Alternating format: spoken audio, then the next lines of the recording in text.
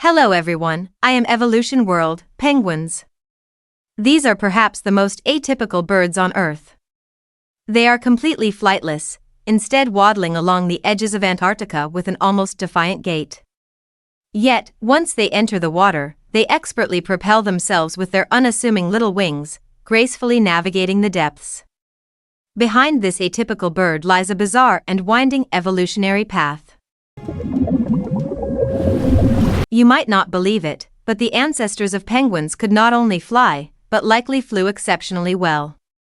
Molecular biology evidence suggests that the closest living relatives to the penguin family on Earth today are a group of seabirds called Procellariiformes.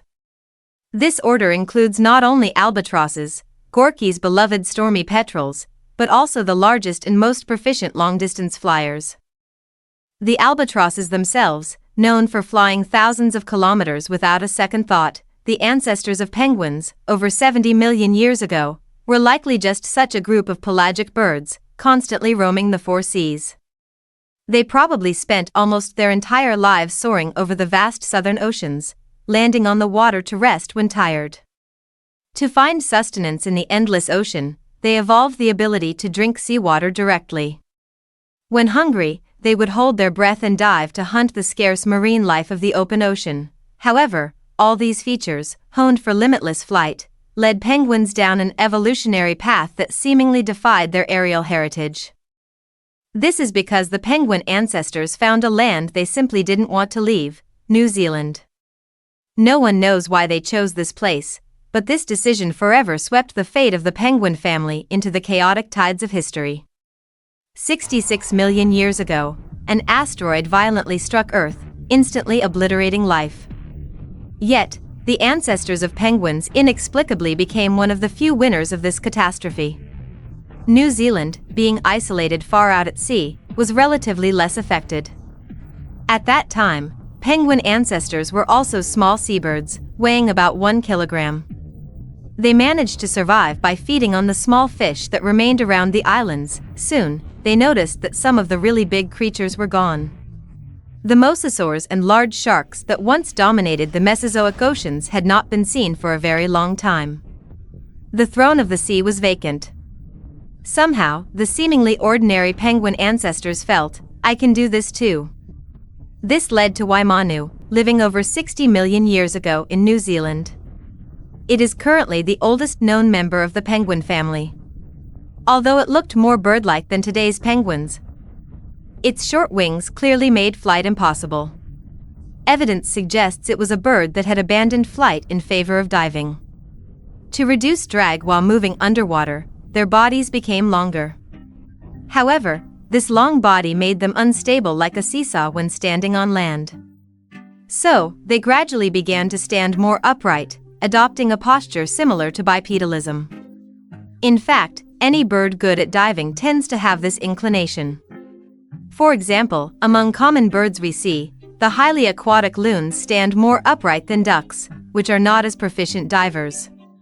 Clearly, penguin ancestors took diving to the extreme, and their descendants completely straightened their posture. But the most crucial point is that Waimanu could reach a length of 1 meter. Similar in size to today's largest penguins. Yet, compared to other penguins of its era, Waimanu was merely a dwarf. For instance, Kumamanu Baisii, living 60 million years ago, stood about 1.6 to 1.77 meters tall and weighed over 90 kilograms, making it the second largest penguin in history.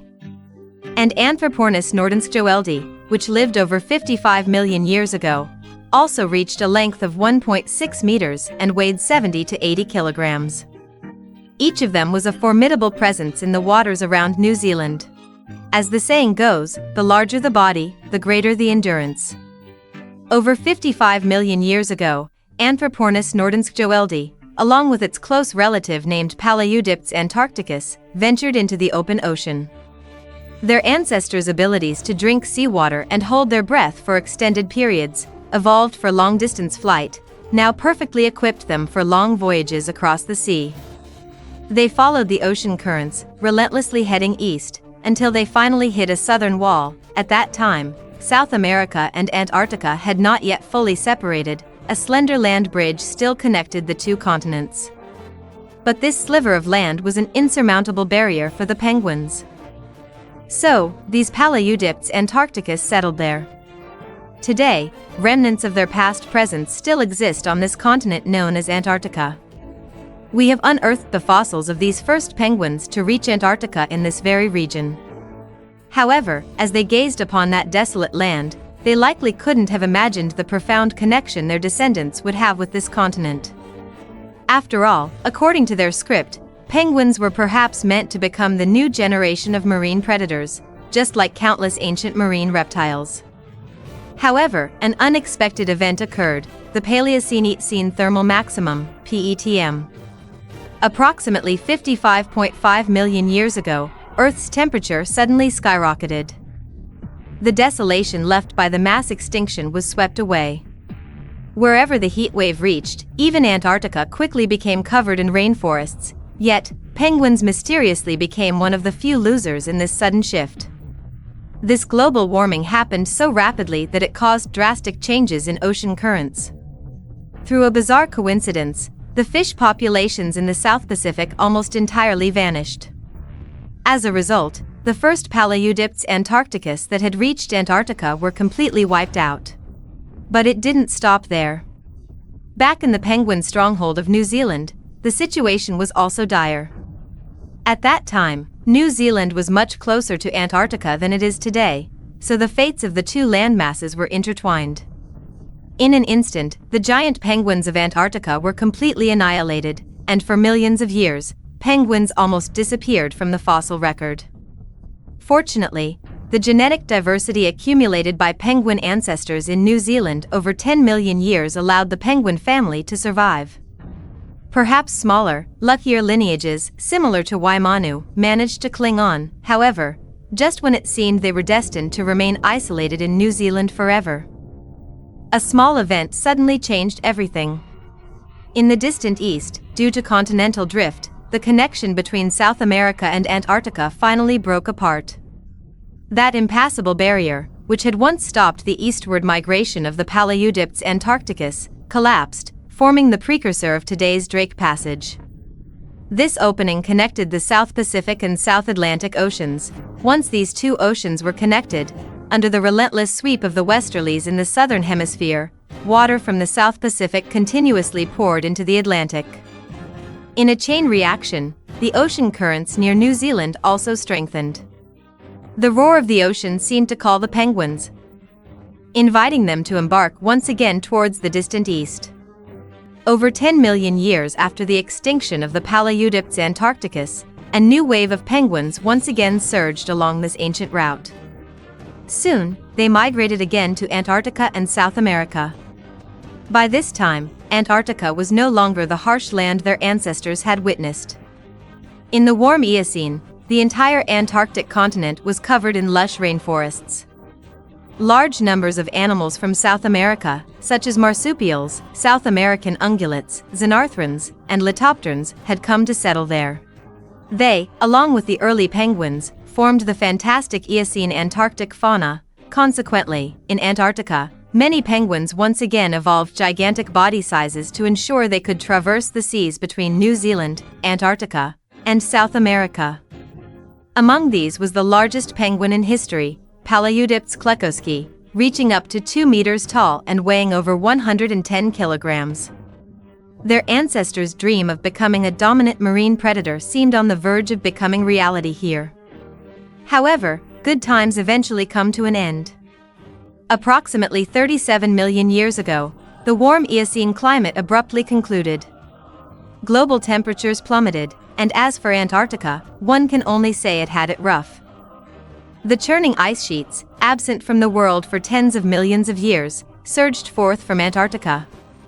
The forests that had finally grown on the Antarctic continent were swallowed, and countless animals perished with them. At the same time, Australia, New Zealand, and South America gradually drifted further and further away from Antarctica over the long millennia. It became increasingly difficult for animals from other lands to migrate there. All of this declared that Antarctica, this lonely southern land, would never again recover its former vitality. Consequently, The second generation of large penguins near the Antarctic continent did not completely vanish.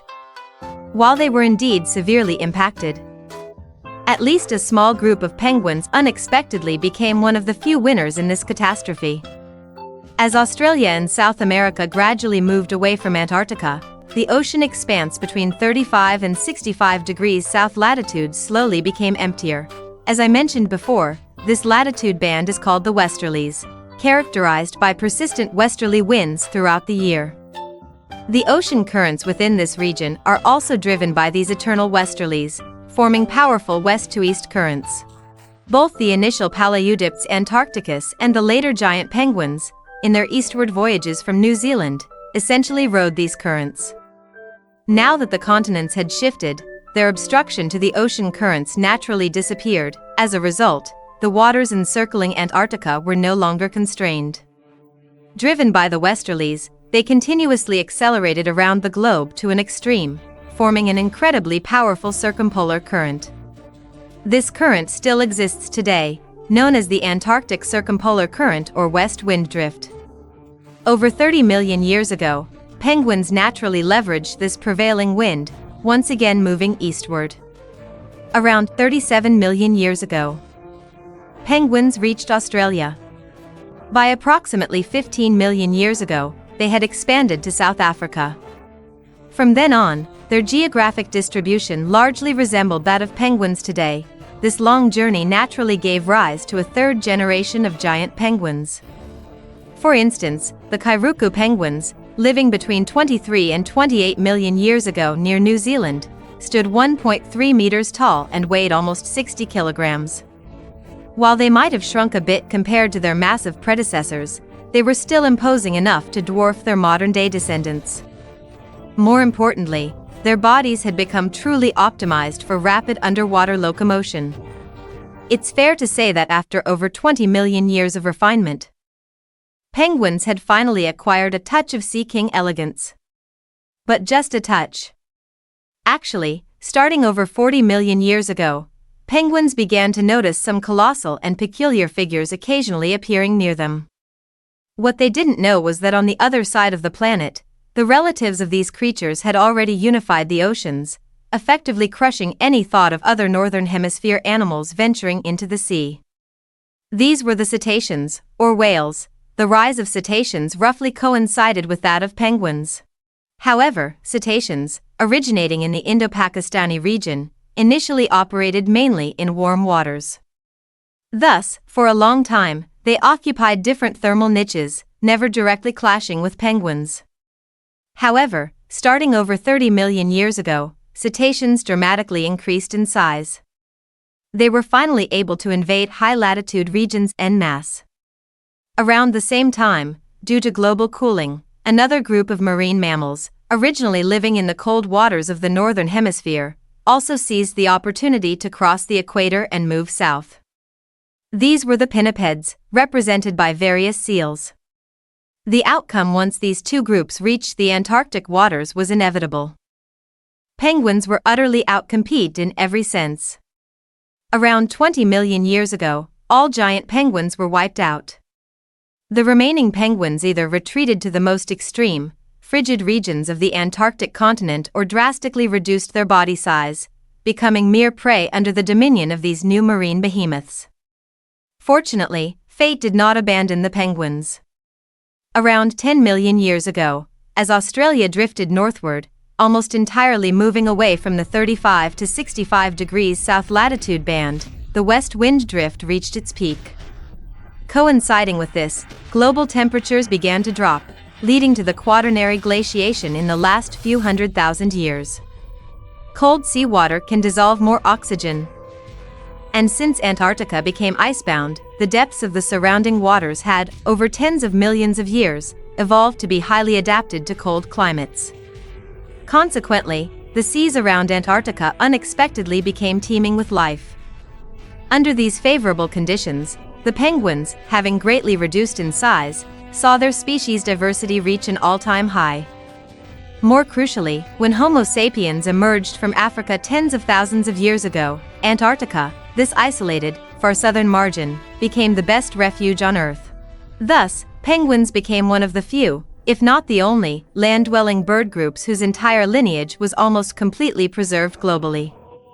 This was perhaps the penguin's final, miraculous defiance of fate. Today, the emperor penguin, with its height of approximately 1.2 meters and weight of over 40 kilograms, stands at the pinnacle of modern penguin size. In them, we can still vaguely discern the glory of that ancient giant penguin empire. One wonders, as they walk upon the frozen ruins of this empire in Antarctica, if they still recall the distant voyaging dreams of their ancient ancestors and the long-departed friends on this continent. Today's lesson ends here. Don't forget to leave one like, one share, one comment and one channel subscription. Thank you very much.